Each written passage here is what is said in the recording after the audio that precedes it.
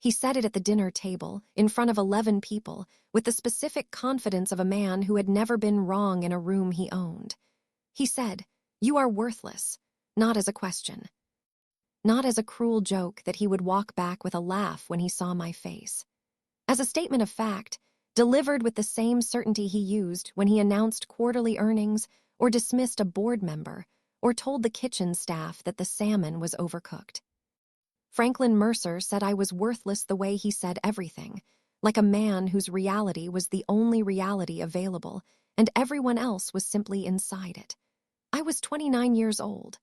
I had been married to his son, Elliot, for 14 months. I was sitting in the dining room of the Mercer family estate in Lake Forest, Illinois, in a chair that cost more than my first car. Holding a fork I had not used because the conversation had turned before the first course arrived and had arrived at me and had not moved on. The table was the kind of table that families use when they want dinner to be a statement about who they are. 12 feet long, hand-carved walnut, chairs reupholstered every 8 years whether they needed it or not because that was the kind of attention the Mercer family paid to the surfaces of things. 11 people. Elliot's mother, Constance, his sister, Bridget, and her husband, Terrence Yao. 2 Mercer cousins whose names I had been told and had not retained because they had not looked at me long enough for retention to feel worthwhile. 3 of Franklin's business associates who had been invited to dinner the way Franklin invited everyone to everything, not as guests, but as an audience. And 2 people I did not recognize who I later understood were from the foundation's board. Franklin sat at the head of the table. He said it looking directly at me, with his hands flat on the table on either side of his dinner plate, in the tone of a man making a correction. He said, "My son married you. I respect his choice because he is my son. But I want to be clear about something before we go any further this evening. You come from nothing. You have built nothing. You have no relevant experience in business, in finance, or in anything that matters to this family's interests. You are a librarian. You are, with respect, worthless to everything this family represents." He said with respect the way people say it when they mean the opposite. The table was quiet. Elliot, sitting beside me, said, "Dad." Franklin said, "I'm speaking honestly. She deserves to understand what she married into." He picked up his fork. The conversation resumed around us.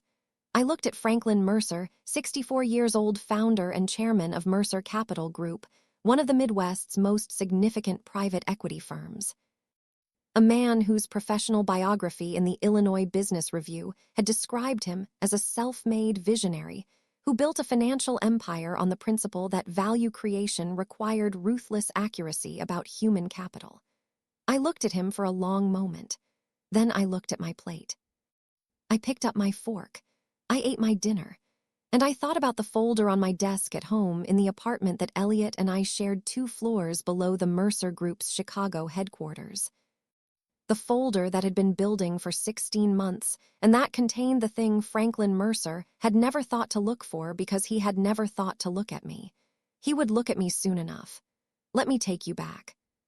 Because worthless is a word that requires a context, and the context is the whole story. My name is Sierra Acafer Mercer.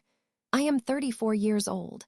I am the Chief Executive Officer of Mercer Capital Group's newly independent portfolio company, Mercer Ventures, which manages a fund of $230 million, and which in its first 18 months of independent operation has produced a return rate that placed it in the top 12% of comparable private equity vehicles nationally.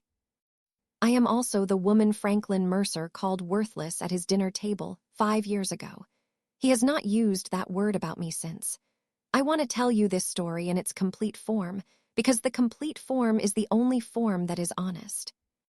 And because stories that skip the difficult middle, the years of building the cost of building, the specific discipline required to build something inside a framework designed to exclude you, do a disservice to every person who is currently in the difficult middle and needs to know that the middle is survivable, and that survival is not the same as victory, and that victory, when it comes, arrives differently than you imagined and means more than you expected. So let me tell you all of it. I grew up in Evanston, Illinois, which is 15 miles from Lake Forest, but in most of the ways that matter is a different world. My parents. Chidi and Amara Akafor had come from Nigeria to Chicago in their late 20s. My father to pursue a PhD in economics at Northwestern. My mother to work in hospital administration and eventually build a career in healthcare finance that would take her to a department head position by the time I was in high school.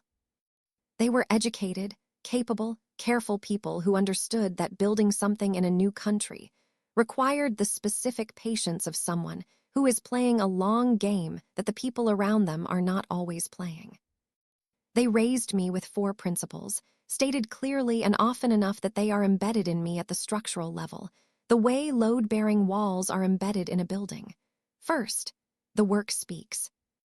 If the work is good enough and consistent enough and documented well enough, it eventually speaks louder than anything anyone says about it.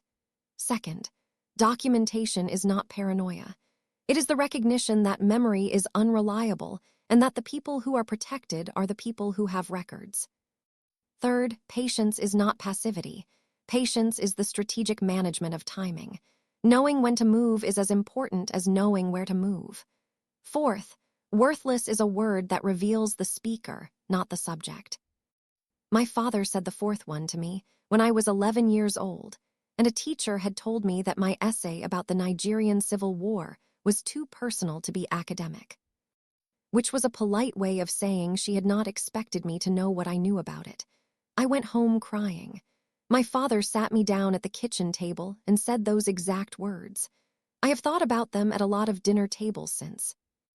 I studied library and information science at the University of Illinois Urbana-Champaign, which I chose because my mother had worked her way through a university library in her first years in this country and had described it as the place where she felt most at home in a new language. Surrounded by organized information in a system she could learn and navigate completely. I chose it because I had always been drawn to the specific kind of intelligence that consists of knowing where things are and understanding how they connect to each other. I was not interested in isolated facts. I was interested in systems, in how information organized itself and what that organization revealed about the priorities of the people who had built it. I graduated. I worked at the Chicago Public Library System for 3 years. I was good at it, not good in the performing way, good in the results way. I introduced a research partnership with the city's small business development program that connected entrepreneurs with databases and market research they could not otherwise access, and that resulted, in its first 2 years, in measurable improvements in the survival rate of the businesses that used it. The program was mentioned in a Chicago Tribune piece about public library innovation. My name appeared twice. I met Elliot Mercer at a fundraising event for the Chicago Architecture Foundation, where I had been invited as part of a small business development initiative the library was partnering with. He was 32 tall, with the specific quality of a man who had grown up with money in a way that had not made him dismissive of people who had not, a quality I recognized, and that I later understood was specifically Elliot's rather than the Mercer family's broader characteristic. We talked for 3 hours about the architectural history of the Chicago lakefront and about a book on urban planning I had recently cataloged, and about a development project his firm was evaluating that had a historic preservation component he found genuinely interesting. He asked for my number. I gave it to him. We dated for 18 months before he proposed. I want to tell you about those 18 months with accuracy because they were good months and the goodness of them is part of the story. Elliot was the person I wanted to be with. Not the Mercer connection, not the resources, not the social world that came with his name.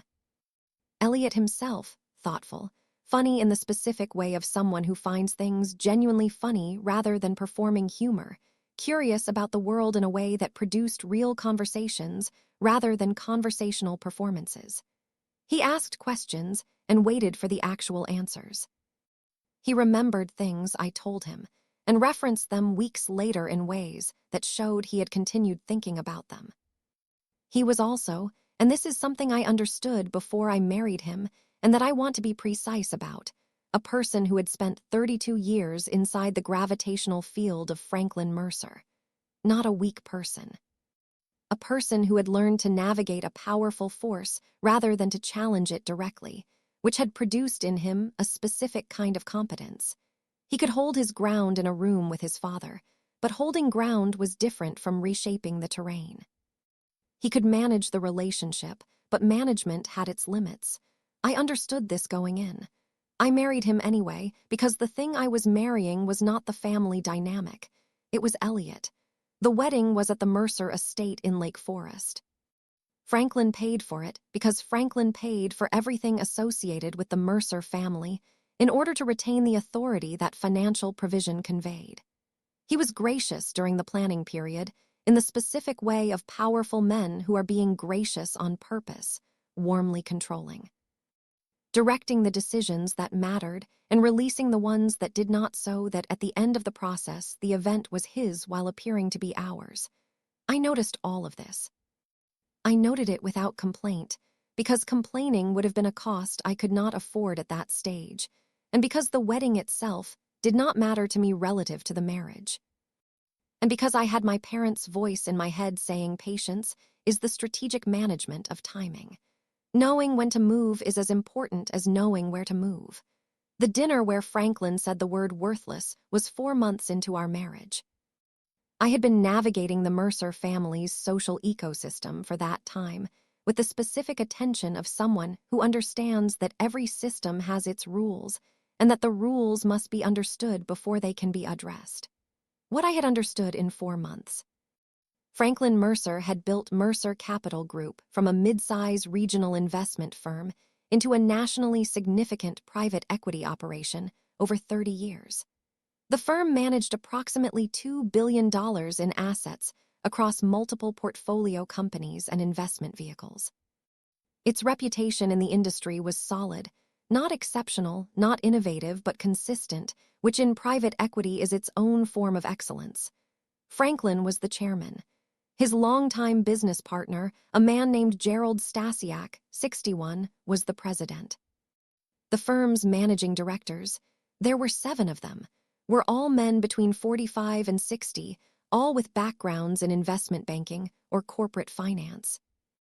All of the specific professional homogeneity that firms develop when the person at the top has spent 30 years hiring people who reminded him of himself. The firm had a structural problem that no one on the inside was talking about openly. It was underperforming. Not catastrophically. The fund returns were still above the benchmark indices in aggregate, and the flagship fund had a solid track record going back 15 years. But the newer funds, 2 launched in the previous 4 years, were struggling relative to comparable vehicles. The venture capital adjacent investments the firm had made to modernize its portfolio were underperforming their target returns by a margin that was, in the language of the annual report I had read within 6 weeks of marrying Elliot, concerning. I had read the annual report because I was a librarian. I read everything. I also read the industry press coverage, the competitor fund performance data that was publicly available, the academic literature on private equity performance drivers that had accumulated over the past decade.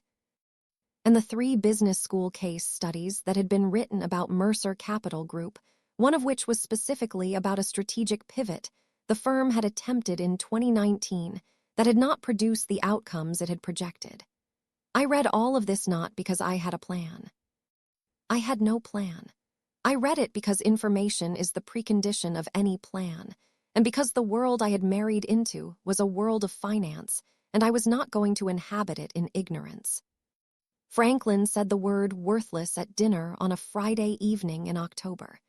He said it in response to a comment I had made about a research initiative I was piloting at the library, a data-sharing partnership with a private sector firm that was doing community impact measurement.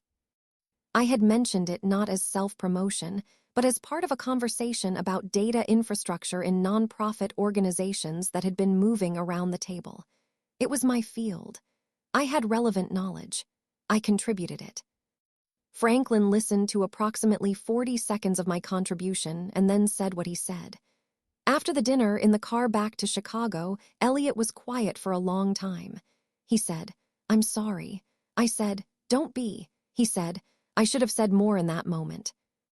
I said, "You said his name. That was sufficient for what was needed." He looked at me. I said, "I'm not hurt in the way you think I am. I'm not going to cry about it. I'm going to do something else about it." He said, "What?" I said, "I'm going to learn everything I can learn about what Mercer Capital actually needs, and then I'm going to be ready when the moment exists to provide it." Elliot was quiet for a moment. He said, "Sierra, you know I support you in everything, but my father."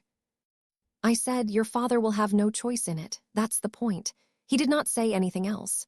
He reached over and put his hand over mine. I looked out the window at the light coming off the lake. I thought, document everything, be patient, know when to move. The 16 months between the dinner and the next significant development in this story were the months of building, and I am going to tell you about them in detail because the building is the story, not just the outcome of it. I did not quit my job at the library. I want to say this clearly because the assumption, when people hear this story, is that I immediately pivoted into the business world and began learning finance in some dramatic montage of late nights and financial textbooks. It was not like that. I stayed at the library because my work there was real, and the people who depended on the programs I ran were real, and because abandoning a professional commitment for the purpose of pursuing a personal agenda was not something I was willing to do. I am my parents' daughter. The work speaks, regardless of what the work is or who is watching. What I did in the margins of my professional life was something that took longer, but was ultimately more valuable than any formal finance education I could have pursued. I started with the annual reports. Mercer Capital Group was a private firm and did not have public disclosure obligations, but private equity firms of its size typically shared detailed performance documentation with their limited partners, the institutional investors who provided the fund capital. These LPs received quarterly reports and annual audited financial statements. They also, in some cases, shared redacted versions of these documents with academic researchers studying private equity performance. I knew how to find academic databases. Finding them was my profession.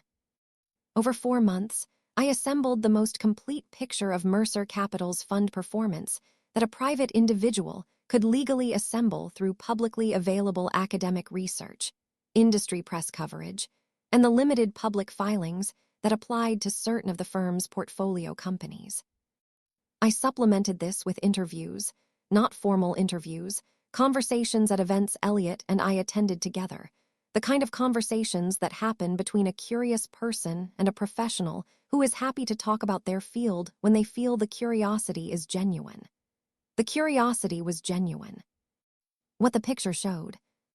Mercer Capital's 2 newest funds, the MCG Venture Partners Fund I and Fund II, launched in 2021 and 2022 respectively, were underperforming because they were applying the firm's traditional private equity methodology to a sector, technology-adjacent growth companies, that required a different kind of analytical framework. The traditional methodology was rigorous and had been proven in manufacturing, logistics, and healthcare services, which were the firm's historical strength areas. Applied to growth companies, it was systematically underweighting the qualitative indicators that drove performance in that sector. The team quality indicators, the product-market fit signals, the network effect dynamics that determined whether a growth company would succeed regardless of its financial metrics in the early stages. The firm was analyzing growth companies the way you would analyze a manufacturing operation. It was the wrong tool for the job. I also identified something else, which was more subtle and more interesting. The firm's data infrastructure was, by industry standards, significantly behind. The analytical tools they were using to evaluate potential investments and monitor portfolio company performance were legacy systems that had been built for a different era of finance. Several of the firm's competitors had made significant investments in proprietary data platforms that allowed them to process and analyze deal flow at significantly higher speed and accuracy. Mercer Capital had not made those investments. The reason, from what I could piece together from the research and the conversations, was that Franklin Mercer did not believe in them. He had built his firm on the judgment of experienced practitioners rather than data systems, and he was skeptical of the industry's increasing embrace of technology-driven analysis. This skepticism was not irrational. There were well-documented cases of technology-heavy investment approaches that had underperformed experienced practitioner judgment. But the skepticism had calcified into a blanket resistance that was costing the firm competitive positioning. Gerald Stasiak, the president, was aware of the problem. I deduced this from two pieces of information: a comment he made at a function Elliott, and I attended about the importance of analytical modernization, and a referenced but unresolved action item in a strategic planning document that Elliott had on his desk. A document that, in a household where two people lived and worked, and one of them was a librarian, was not invisible. I had not read the document without Elliott's knowledge. I had seen it and mentioned it, and Elliott, who was a managing director at the firm and therefore aware of its contents, had spoken about it more broadly. He had said, "Dad and Gerald can't agree on the technology investment. Gerald wants to modernize the data systems. Dad thinks it's expensive and unnecessary." I said, "What does the data say about the impact on fund performance?" Elliott said, "That's what Gerald is trying to show him." I said, "Is Gerald having difficulty making the case?" Elliott said, "Dad doesn't respond well to cases made by people who report to him. He responds to evidence he considers independently credible." I sat with that. What constituted independently credible evidence in Franklin Mercer's framework? I spent the next 3 months answering that question. Franklin respected peer institutions. Specifically, he respected the University of Chicago Booth School of Business, from which he had received his MBA in 1985, and whose faculty he had interacted with professionally for 30 years. He served on an advisory board. He attended certain events. He gave weight to research produced by that institution. There was, it turned out, a significant body of research produced by Booth faculty on exactly the questions I had been investigating: the performance drivers in technology-adjacent private equity, the impact of analytical infrastructure on fund performance, the specific methodological gap between traditional PE approaches and growth company investment analysis. The research was peer-reviewed, rigorous, and public. It said, in academic language, exactly what I had concluded from my own analysis. I spent 1 month synthesizing that research into a structured analysis document. Not a memo, not a recommendation, a synthesis. A presentation of what the academic literature established, organized around the specific performance questions relevant to the MCG Venture Partners funds, with the firm's publicly known characteristics mapped against the research findings. The document was 41 pages. I showed it to no one until it was complete. Then I showed it to Elliott. He read it over 2 evenings. When he finished, he looked at me from across the kitchen table and said something I had not expected. He said, "Where did you get the fund performance data?" I said, "Academic databases." The research is based on redacted LP reporting that multiple funds shared with researchers. The aggregate picture is statistically significant even without firm-specific numbers. He said, "The analysis is right." I said, "I know." He said, "Gerald has been trying to make this case for 2 years and hasn't been able to put it together like this." I said, "Gerald is a practitioner making the case to his own employer. He has a credibility problem embedded in the relationship." Elliott said, "And you don't." I said, "I'm a librarian. I have no agenda in this conversation except accurate information." Elliott looked at me for a long time. He said, "You're going to take this to my father." I said, "Eventually, not yet." He said, "What are you waiting for?" I said, "The right moment and the right context. Taking it to your father tomorrow produces a reaction based on who I am to him. Taking it to him in the right context at the right moment produces a reaction based on what it says." Elliott was quiet. He said, "He called you worthless." I said, "I know. That's not why I'm doing this." I'm doing this because the analysis is correct, and the firm has a real problem, and I know how to address the analytical component of that problem, and I believe there is a way to contribute that is real rather than ceremonial. He said, and if he still dismisses it. I said, then I will have learned something useful, and I will have done good work, and the work will exist regardless of his response to it. He looked at me. He said, you are the most patient person I have ever met. I said, my father taught me that patience is the strategic management of timing. He said, when will the timing be right? I said, I'll know. I did know, and it arrived earlier than I expected, 8 weeks after I showed Elliot the document. MCG Venture Partners Fund II received a formal notice from its 2 largest limited partners, institutional investors, representing approximately $65 million of the fund's $120 million total, that they were exercising a contractual performance review clause. The clause allowed LPs to request a formal performance explanation and remediation plan when fund returns fell below a defined threshold for 4 consecutive quarters. The fund had been below the threshold for 6 quarters.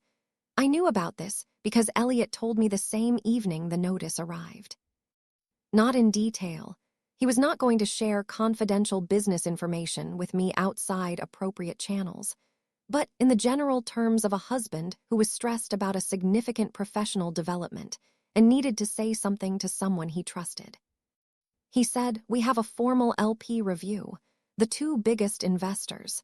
Gerald is going to have to present a remediation plan within 60 days.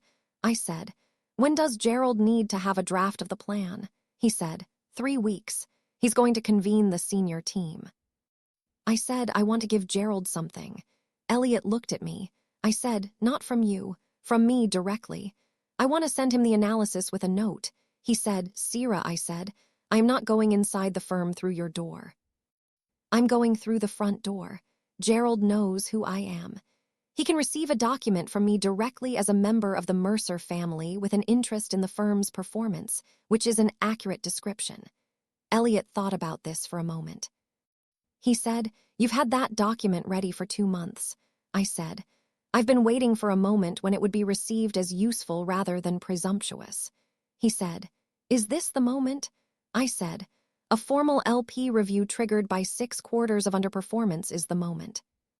He nodded. He said, send it to Gerald. I emailed Gerald Stasiak on a Monday morning. The email was 3 sentences. I introduced myself, noted that I was aware of the firm's current analytical challenges through general conversation within the family, and attached the 41-page document with the note that I hoped the research synthesis might be of some use to his planning process. I invited him to reach out if he had questions or if he found it useful. I did not tell Franklin. Gerald responded in 4 hours. He said, Sierra, I've read through your synthesis. It's the clearest articulation of the core analytical problem I've seen. Can we meet? We met at his office the following Thursday. Gerald Stasiak was 61 years old, silver-haired, with the specific quality of a man who had spent 30 years in finance and retained, despite the professional calcification that finance tends to produce, a genuine intellectual curiosity. He was the person at Mercer Capital who understood that the firm had a problem. He had been trying to address it for 2 years from inside a structure, where the man who needed to understand the problem controlled the culture that resisted understanding it. He had my document on his desk when I arrived. He said, you're a librarian. I said, yes. He said, and you produced this. I said, information science is the study of how information is organized and how that organization creates or limits access to knowledge. It's applicable to almost any domain that has an information problem. Private equity has a significant information problem right now. He said, your husband didn't help you with this. I said, no, I appreciate you asking directly. He knew I was working on it, but the analysis is mine. He said, I'm going to ask you something that might be offensive, and I want you to know in advance that I intend it respectfully. I said, ask it. He said, have you read this level of financial analysis into other situations before, or is this specific to Mercer Capital? I said, It's specific to Mercer Capital because this is the organization where I have the most complete picture of the problem. But the analytical methodology I used is something I've applied in various forms throughout my professional work. The specific skill is organizing and synthesizing complex information across disciplines to identify patterns that are not visible when you're inside a single discipline looking at it from within. He said, "That's an unusual skill set." I said, "It's a librarian's skill set." We are professionally trained to find what people don't know they're looking for. Gerald looked at me for a long moment. Then he said, "I want to use parts of this in the remediation plan, with your permission and with attribution." I said, "You have my permission." I'd prefer the attribution be minimal. I don't want this to become a conversation about who produced the analysis rather than what the analysis says. He said, "Why?" I said, "Because what the analysis says is more important than who I am. And because the audience for the remediation plan will receive it more readily if it's presented as internal analytical work rather than as input from the chairman's daughter-in-law." Gerald was quiet for a moment. He said, "You've thought about this carefully." I said, "I've been thinking about it for 16 months. He looked at me. He said, "How long have you been working on this document?" I said, 16 months. "Since 4 months after I married Elliot." He said, "Since around the time Franklin he stopped." I said, "Yes." Around that time. We sat in his office for another hour. He asked specific questions about the analytical methodology, about the data sources, about the research citations. The questions were the questions of someone who wanted to understand the work rather than simply use it, which told me something about Gerald that I had suspected and now confirmed. He was intellectually honest. When I left, he said, "Sierra, I want to think about something. Can I reach out to you again in the next week or two?" I said, "Of course." I went home. I did not tell Elliot the details of the meeting. I told him Gerald had been receptive, and that I had given him permission to use elements of the analysis in the remediation plan. Elliot asked no further questions, which told me he had made a deliberate decision to let me navigate this independently, which was the right decision and was one of the things I loved most about him. Gerald called me 11 days later. He said, "I want to propose something that may be out of the ordinary." I said, "I'm listening." He said, "I would like to bring you in as an advisory consultant on the remediation plan development. Not formally, not as a firm employee or contractor, which would create complications. Informally, as a thought partner on the analytical framework. I would pay you through a consulting arrangement with a firm I use for this kind of specialized engagement." I said, "Gerald, I need to ask you something directly." He said, "Of course." I said, "Does Franklin know you're calling me?" He was quiet for a moment. He said, "No." I said, "Is this something you intend to tell him?" He said, "That depends on how our work together develops. If it produces something valuable for the firm, yes, he'll need to know. If it doesn't, it will remain between us." I said, "I appreciate the honesty. Let me ask you one more thing." He said, "Yes." I said, "What is the ultimate objective? Not the remediation plan, the bigger picture. What do you want Mercer Capital to become?" Gerald was quiet for a moment. He said, "I want it to be competitive in the next decade. I want the venture-adjacent strategy to work. I want to solve the analytical infrastructure problem and the methodological gap, and I want the firm to be the kind of institution it could be rather than the kind it has become by default." I said, "And Franklin?" He said, "Franklin wants the firm to continue to be what he built. He is 64 years old and he built something real, and he is not wrong to be proud of it. The question is whether what he built can become what the next 30 years requires." I said, "Can it?" He said, "With the right changes, yes. Without them, I'm genuinely uncertain." I said, "Okay, Gerald, let's work on the right changes." The 6 months that followed were the most intellectually demanding of my life and also among the most satisfying. Gerald and I met twice a week, once in person at a shared workspace he arranged in the West Loop, once by phone. The arrangement was professional and precise, which suited both of us. He provided the firm-specific knowledge, the detailed fund performance data, the portfolio company situation reports, the LP relationship dynamics, the internal culture context. I provided the analytical framework, the research synthesis, the data infrastructure assessment, the methodological gap analysis refined and deepened through each working session. We were building something. Not just a remediation plan, though the remediation plan was also being built and was the immediate deliverable. We were building the analytical foundation for a restructured venture capital strategy that would, if implemented, give Mercer Capital a real basis for the fund performance its LPs expected and its newer investment strategy required. I also, in the course of those 6 months, learned things I had not known before. I learned financial modeling at a depth beyond what research alone could teach, because Gerald was a rigorous teacher who understood that if I was going to be genuinely useful, I needed to understand the language as well as the concepts. He taught me. Not condescendingly, the way you teach someone who is capable and asks the right questions. I asked a great many right questions. I learned about the specific regulatory and structural framework that governed private equity funds, the LP agreements, the investment mandate language, the performance measurement conventions, the governance structures that determined who had authority over which decisions. I learned, specifically, about Mercer Capital Group's governance structure. And here is where the story takes a turn that I had not anticipated. The firm's governance documents, the operating agreement, the management company structure, the fund governance documents, were not what Franklin had described them as in the version of the firm's history that circulated in family conversations. Franklin described himself as the sole founder and sole architect of the firm's structure. The documents told a more complex story. Gerald had co-founded the firm, not as a junior partner, not as a later entrant. As a co-founder with equal structural authority in the management company that sat above the funds.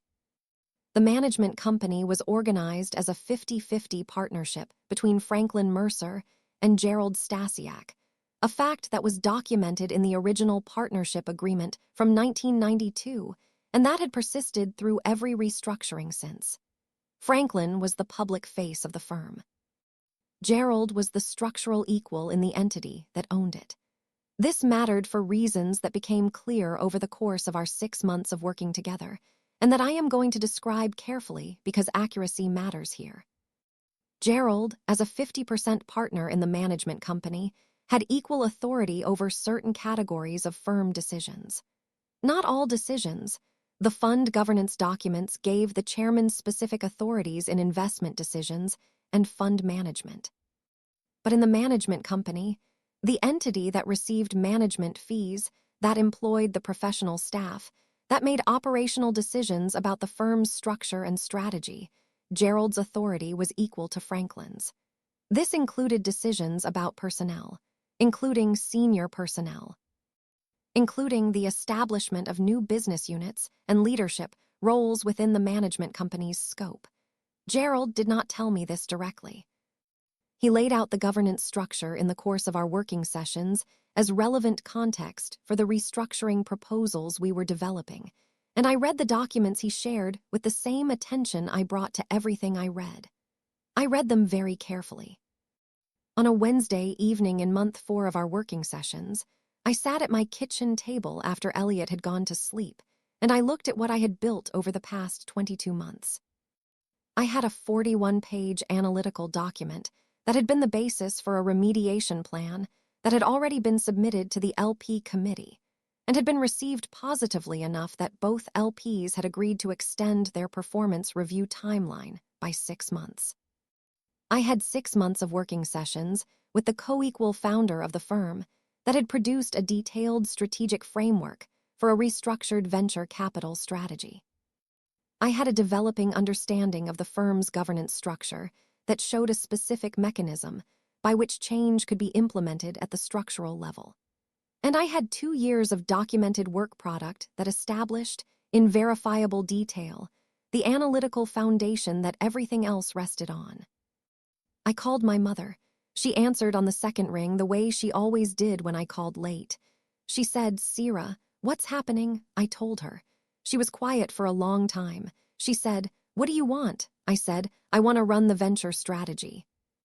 Not as someone's assistant, as the principal, a separate entity within the Mercer structure that operates with genuine autonomy that I lead, that is built on the analytical framework I've spent 2 years building. She said, does that exist? I said, not yet. She said, can you create it? I said, with Gerald's support, yes. The governance structure allows for it. She said, and Franklin? I said, Franklin will be the last to know and the first to benefit. That's the only order that works. My mother was quiet for a moment. Then she said, your father is going to be very proud of you. I said, I haven't done it yet. She said, you've been doing it for 2 years. The doing is almost finished. The announcing is the easy part. She was not entirely right about that. But she was not entirely wrong either. The conversation with Gerald about the formal proposal happened on a Tuesday morning in month 5. I put the proposal on the table in the same way I had put everything on tables in this story. Precisely, with full documentation, in the order that made the conclusion impossible to arrive at any other way. The proposal was for a new entity, Mercer Ventures LLC, a separately organized vehicle within the Mercer Capital Management structure, focused exclusively on technology-adjacent growth investments, operating with its own investment mandate, its own analytical infrastructure, and its own leadership. The proposed CEO of Mercer Ventures was me. The basis for the proposal was the analytical work of the previous 22 months, the demonstrated track record of the remediation framework, the governance provisions that allowed Gerald, as co-equal partner, to establish new business units within the management company, and a detailed business plan for the first 2 years of Mercer Ventures operation. The business plan was 63 pages. Gerald read it in its entirety before he said anything. When he finished, he set it down. He said, you've been working toward this for 2 years. I said 22 months. He said, since the dinner. I said, since I decided the word worthless was a baseline, not a ceiling. Gerald looked at me. He said, Sierra, I want to ask you something. I said, ask it. He said, do you have the capabilities to actually do this job? Not the analytical work. I've seen the analytical work and it's exceptional. The operational work. Managing a team, managing LP relationships, making investment decisions under uncertainty, handling the things that go wrong in ways nobody anticipated. I said, I don't have the track record in those things yet. What I have is the analytical foundation, the institutional knowledge I've built over the past 2 years, and the specific skill set that has been absent from this firm's venture strategy. The ability to evaluate qualitative indicators that your current methodology systematically undercounts. I said I also have the ability to build and manage teams. I've been doing it at the library for 6 years. The discipline is different, the content is different, the stakes are different. The management principles are not, he said. You'd need experienced support staff, people with investment backgrounds. I said, yes, I've identified 3 individuals I'd propose as initial senior hires. Their backgrounds are in the document. He turned to the relevant section. He read. He said, you've been thinking about this for a long time. I said, yes. He said, why didn't you come to me sooner? I said, because sooner was before I had the documentation to make the case, and because the timing had to be right. Gerald looked at me across the table. He said, Franklin is going to be a problem. I said, Franklin is going to be resistant. That's not the same as a problem if the governance structure is exercised correctly. He said, you've read the partnership documents. I said, I have. He said, carefully. I said, very carefully. He said, then you know that I have the authority to establish this entity within the management company structure. I said, yes. He said, and you know what it would mean if I exercised that authority. I said, it would mean that Mercer Ventures exists as a formally constituted entity before Franklin has the opportunity to prevent it. And it would mean that its existence and its leadership structure are done decisions when he receives the information. Gerald was quiet for a moment. He said, that's a significant move. I said, yes. He said, it will create a serious conflict. I said, yes. And then the conflict will be between the structure of the company, which says this is valid, and Franklin's preference, which says it should not be. In that conflict, the structure wins, not because Franklin becomes happy about it, because he's a lawyer and a businessman and he understands that the structure is the structure. Gerald said, "He'll feel ambushed." I said, "He will feel exactly what I felt at his dinner table." There was a long silence. Then Gerald said, "I'm going to need a week to finalize my position on this." I said, "Of course." He said, "One more question." I said, "Yes." He said, "Why should I do this? Not for the firm. I understand the firm argument. Why should I personally take on the conflict with my partner of 30 years to install his daughter-in-law as the CEO of a new entity?" I looked at him. I said, "Because the work is good. Because the analytical framework is correct and the business plan is sound. And if Mercer Ventures is built and operated the way this document describes, it will produce returns that demonstrate the capability to every LP who ever doubted this firm's venture strategy. And because you have been trying to make this argument from inside the firm for 2 years, and the argument has not been received, I am making it from outside the firm's existing authority structure, and that changes the dynamic." I said, "And because you know what it means to build something that someone else gets the credit for. You co-founded this firm. How many times has Franklin Mercer stood at a podium and said, 'I built this'?" Gerald was very still. He said, "More than I've counted." I said, "Then you know what the right answer is." He called me 6 days later. He said, "I'm in. Let's finalize the structure." The legal work took 3 months. Not because the governance argument was weak. Gerald's attorneys confirmed it was solid. But because creating a new entity properly required proper documentation, proper capitalization planning, proper LP communication, and the specific due diligence that a venture capital vehicle required before it could begin operating. During those 3 months, I also assembled the team. The 3 senior hires I had identified in the business plan came through. The first was a woman named Priya Subramaniam, 41 years old, a former principal at a Chicago-based venture fund who had left to raise a family and was ready to return in a structure that offered real leadership rather than a return to a junior position. She became the firm's head of investments. The second was Marcus Cole, 37, a data scientist with a background in financial modeling who had been building analytical tools for a hedge fund and who, when I described what I was building, said it was exactly the infrastructure gap he had been looking at from the outside for 2 years. He became the head of analytics. The third was Joanna Lee, 34, who had spent 8 years in LP relations at 2 major fund of funds and understood institutional investor relationships at a depth I needed and did not yet have. She became the head of investor relations. I hired them before the entity was formally constituted, on the basis of offer letters contingent on the entity's formation. They accepted because the opportunity was real and the framework was compelling, and because, as each of them told me separately in their own words, they had not been given enough credit in their previous roles, and this was a structure where the credit would be accurately distributed. Elliot knew what was happening through all of this. Not the specific deal mechanics. I maintained appropriate boundaries there, but the shape of it. He was supportive in the specific way he was always supportive. Not inserting himself, not trying to manage the outcome, just being present and trusting, and occasionally making the kind of observation that showed he had been thinking about it more than he said.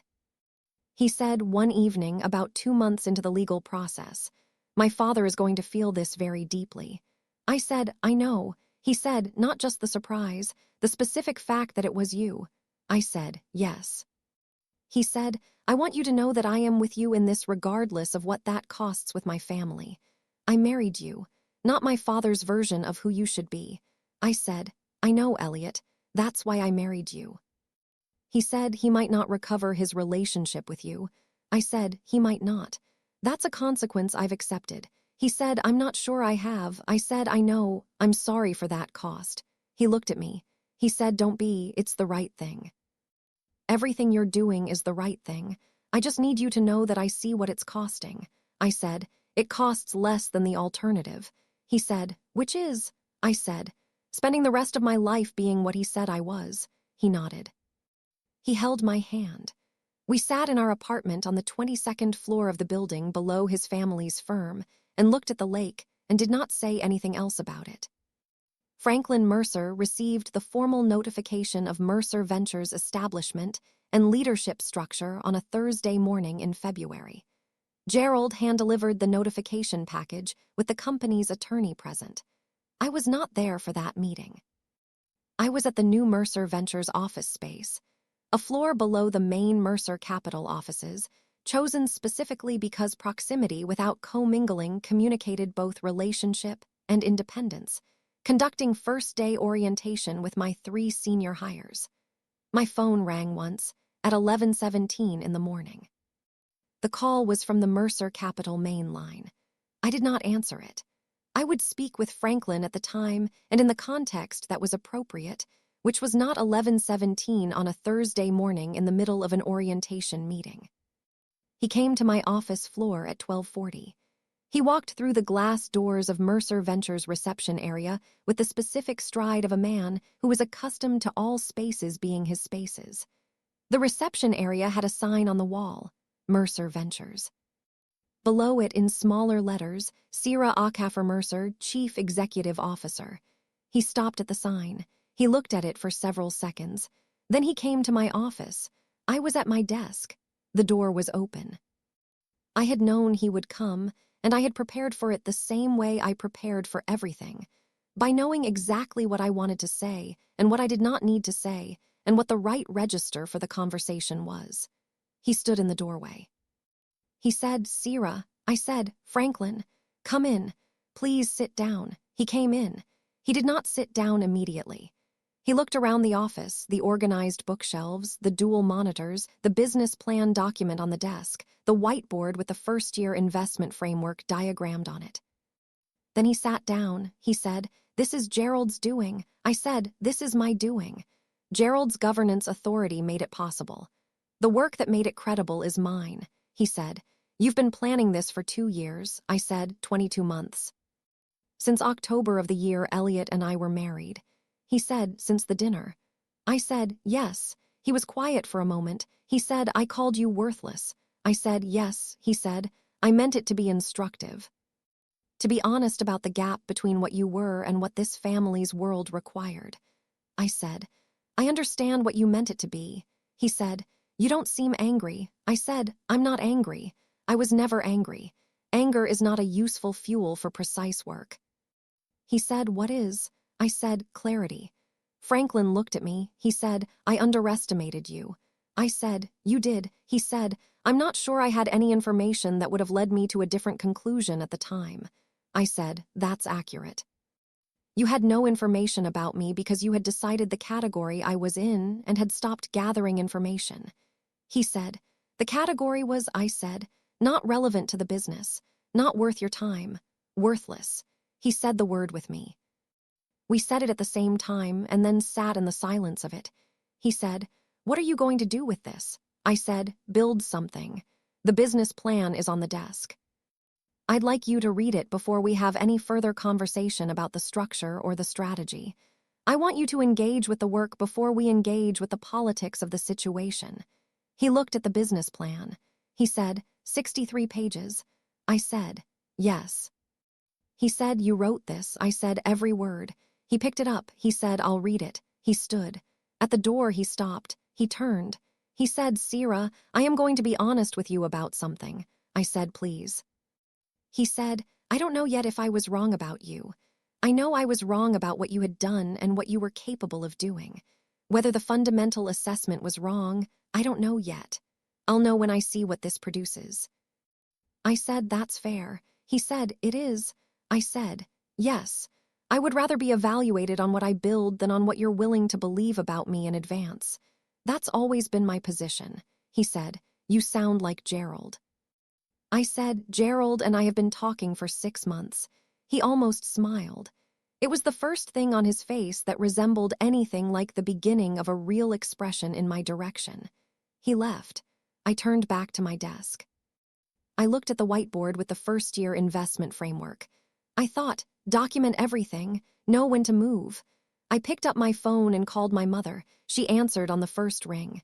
She said, "Well," I said, "he took the business plan," she said, and I said, "He said he'll know if he was wrong when he sees what I build." She said, "Then build something extraordinary." I said, "That's the plan." The first year of Mercer Ventures was the hardest and the best year of my professional life. Hard because building a fund from operational zero, even with an excellent team and a solid analytical framework, requires a volume of simultaneous execution that is staggering in its demand. Every system has to be built while it is being used. Every relationship has to be established while it is being relied upon. Every decision has to be made with incomplete information while the framework for making better decisions is still being assembled. Best because the work was exactly what I had built it to be. The investment thesis, technology-adjacent growth companies, evaluated through a qualitative-first methodology, supplemented by the data infrastructure Marcus Cole built, was producing deal flow that was genuinely differentiated from what traditional PE firms were seeing. We were finding companies that other firms were undervaluing because they were applying the wrong analytical lens, which was exactly what the research had predicted. In the first 8 months, we evaluated 214 companies, conducted due diligence on 31, and made 9 investments. Marcus's analytical platform, he built it from scratch in the first 3 months, working alongside 2 engineers I hired specifically for the development, was processing qualitative indicators that other firms were not capturing at scale. Team composition dynamics, product adoption curve characteristics, network effect evidence. The indicators that determined whether a growth company would succeed regardless of its current financial metrics. In month 9, one of our 9 portfolio companies received an acquisition offer from a strategic buyer at a valuation that produced a multiple on our invested capital that Priya described, in the team meeting where we processed the news, as exceptional by any measure. We distributed the proceeds to the fund.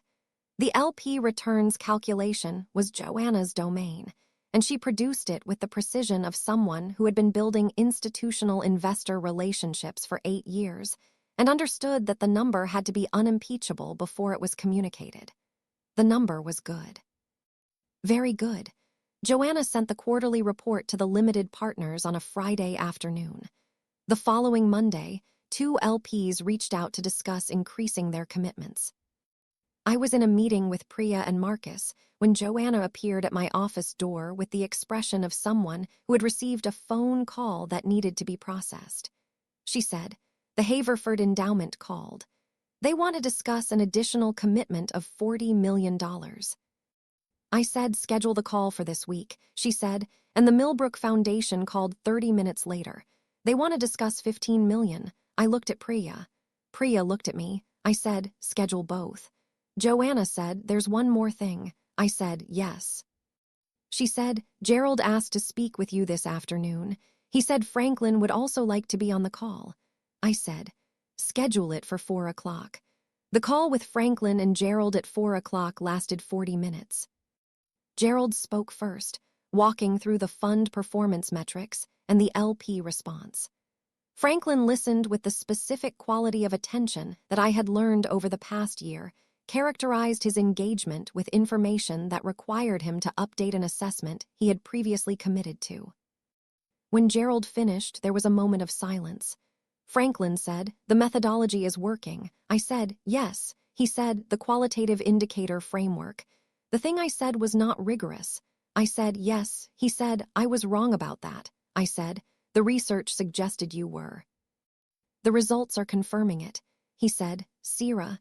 I said, "Yes." He said, "I owe you something. I'm not sure how to give it back.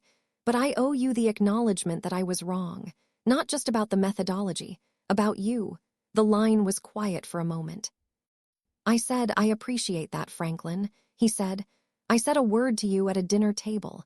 You used it as a starting point." I said, "It seemed like the appropriate response to a factual error." He said, "Most people would have left." I said, "I had a different plan." He said, "Gerald told me you've known about the governance structure for over a year." I said, I read the documents. He said, you could have used it at any time in the past year. I said I used it when the work was ready to support it. Not before. He was quiet. He said he stopped. He tried again. He said, that's not how I would have done it.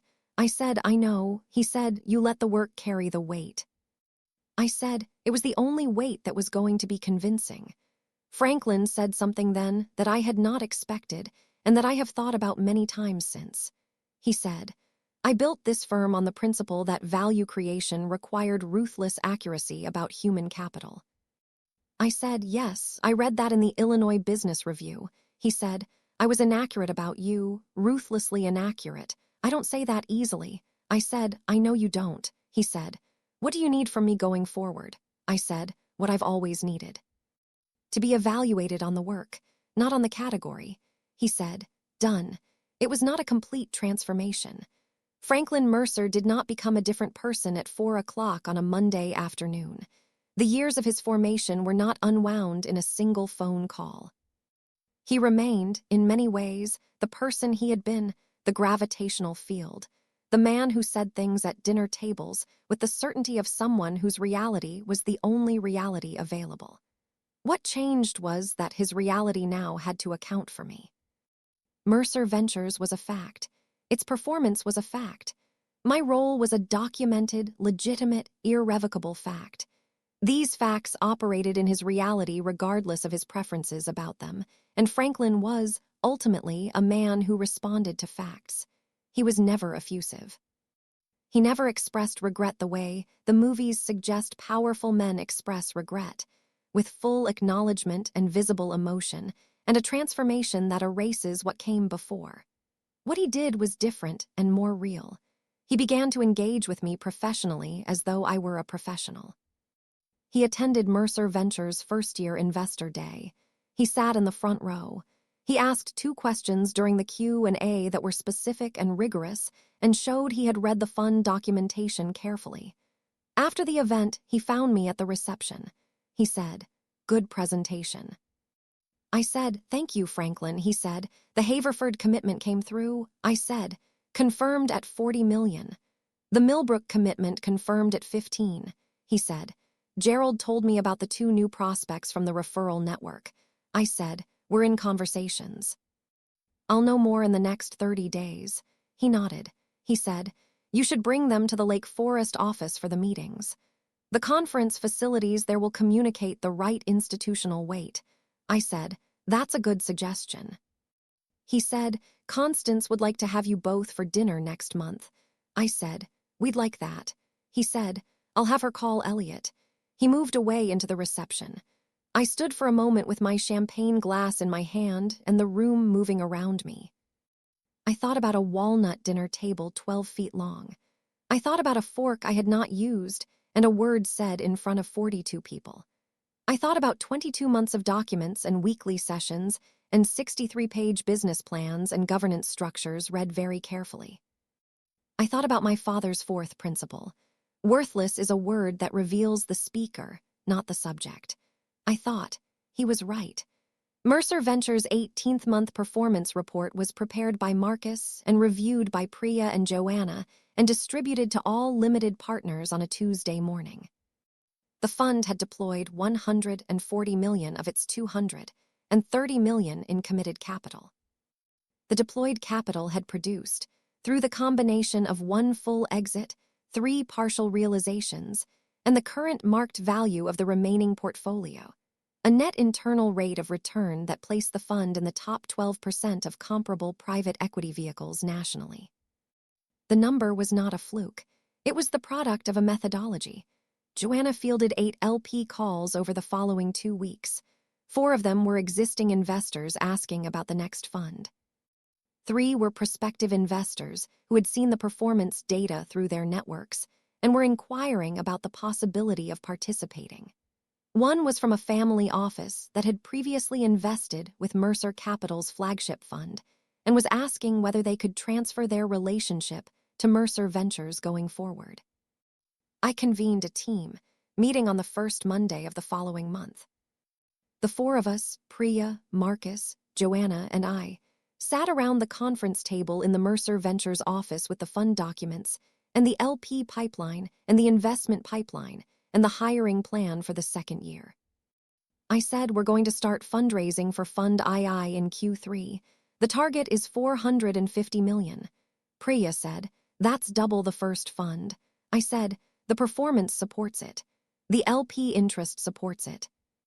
The portfolio is at the stage where we'll have 3 additional exits in the next 12 months to demonstrate the methodology. Marcus said, the analytical platform can scale to Fund II size without significant additional infrastructure investment. Maybe 2 additional engineers. Joanna said, I've already had informal conversations with 3 prospective LPs who indicated interest at that range. I can confirm appetite formally once we begin the fundraise. I said, good. I looked around the table. I said, I also want to talk about something else. They waited. I said, I want to bring on 2 additional senior investment professionals in the next 6 months. Not junior hires, principals. People who have been overlooked in their previous contexts for reasons that were not performance-related. I have 2 specific people in mind. Priya said, who? I told them. One was a woman who had been passed over for promotion at a major Chicago firm, 3 years in a row despite performance reviews that consistently placed her in the top quartile of the firm's investment professionals. Her colleagues and clients had been promoted around her. She had stayed because she believed in the work. She was 38 years old and had seen enough to know what she was worth and was done waiting for someone else to agree. One was a man who had left a prestigious fund after raising concerns about analytical methodology that had been ignored and who was, by every measure I could find, one of the most rigorous investment analysts in the Midwest.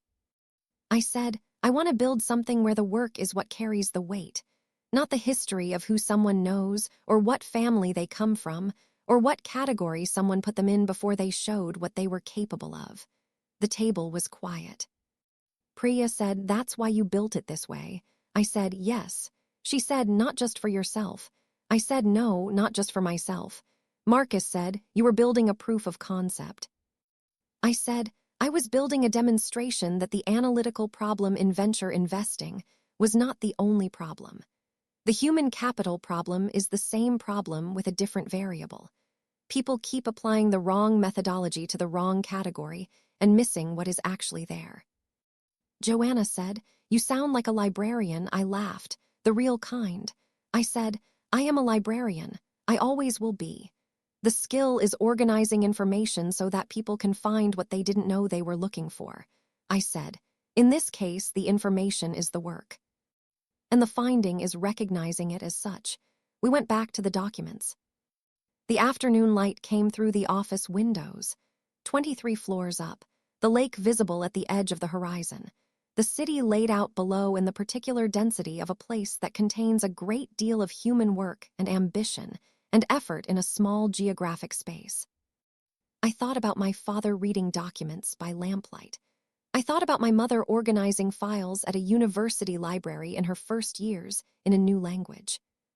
I thought about a woman at a dinner table who picked up her fork after being told she was worthless and ate her dinner and made a different plan. I had a meeting in 40 minutes with a prospective portfolio company. 2 founders, 29 and 31 years old, building a logistics optimization platform that most of the firms they had approached had evaluated through a financial metrics-first lens and had passed on. Marcus's analytical platform had flagged them as high potential based on the qualitative indicators. I had read every piece of available information about them and about their market.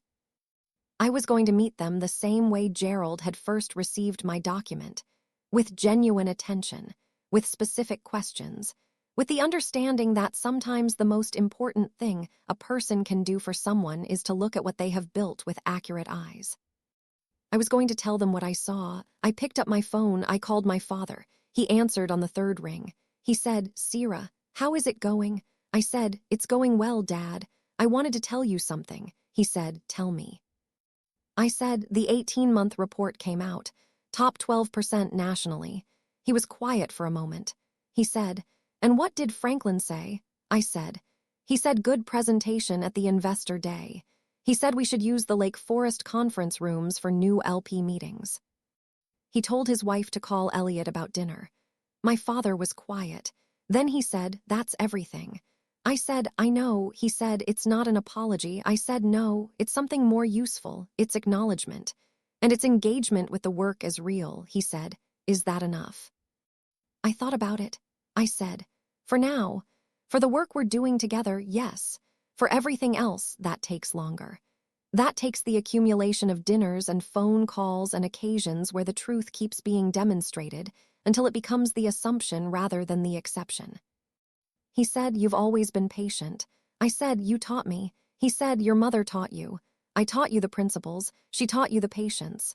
I said, you're both right. He laughed. The warm kind that I had heard all my life, at kitchen tables where 4 principles had been stated clearly and often, and had become, over time, the structure I carried wherever I went.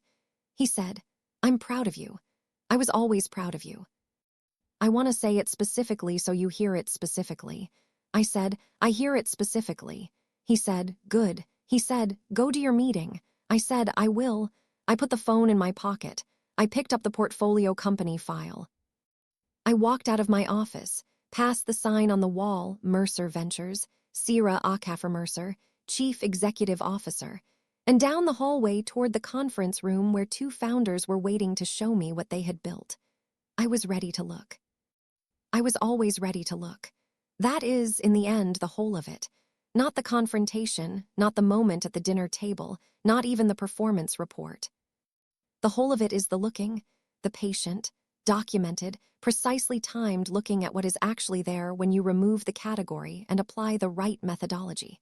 My name is Sierra Acafer Mercer. I am 34 years old. I am a librarian who runs a $230 million venture fund. And I found what I was looking for. It was there the whole time. The only thing that had been in the way was someone else's assessment of my category, which told me nothing about the subject and everything about the speaker. My father was right about that, too. If you have ever been told that you were not the right category, not the right background, not the right anything, this story was built for you. The work speaks. Document everything. Know when to move. Subscribe and stay close, because I have a story next week about a woman who spent 17 years being told her work wasn't worth naming, and the morning the industry finally put her name on the building.